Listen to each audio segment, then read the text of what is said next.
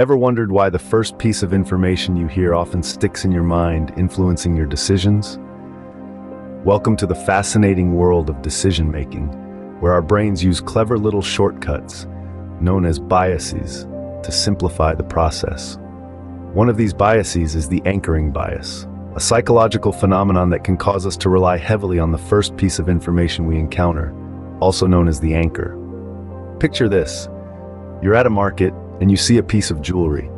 The seller tells you the price, and no matter how much you negotiate, that initial price seems to stick in your mind, doesn't it? That's anchoring bias at work. Our brains use that first price as a reference point, an anchor, and it influences our decision-making process from there on out. Sounds strange, right? Let's dive into a story to understand better. Imagine walking into a car dealership and the first car you see is priced at $50,000. Let's call our protagonist Alex.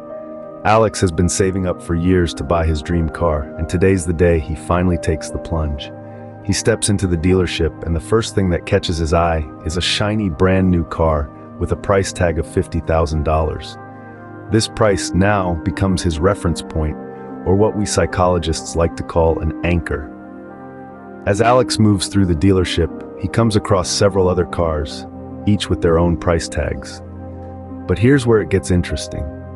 Even though these cars are priced lower than the first car he saw, Alex begins to compare their prices to the $50,000 anchor that was set in his mind. He sees a car priced at $30,000, and suddenly, it feels like a bargain. Now, let's stop for a moment and think about it. Without the $50,000 anchor, would Alex have considered a $30,000 car a bargain? Maybe, maybe not. But with the anchor in place, his perception of what's expensive and what's a bargain has been skewed. And that's not all. Alex, like most of us, believes he's making a rational, well-thought-out decision. He's comparing prices, evaluating options, right? But what he doesn't realize is that his decision is being heavily influenced by the first price he saw. His mind is anchored to that $50,000 car, and every other car he sees is evaluated in relation to that anchor. So what does Alex do? He buys the $30,000 car believing he scored a great deal. But was it really a bargain, or was it simply his perception manipulated by the anchoring effect? This, my friends, is a classic example of anchoring bias at play. Intriguing, wasn't it? How a simple first impression could sway our entire decision-making process.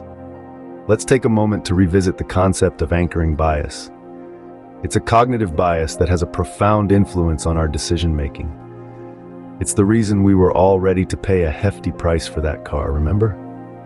The dealer's initial high price created an anchor in our minds, skewing our perception of what a reasonable price should be. Anchoring bias works by relying heavily on the first piece of information we encounter, often causing us to make less informed decisions.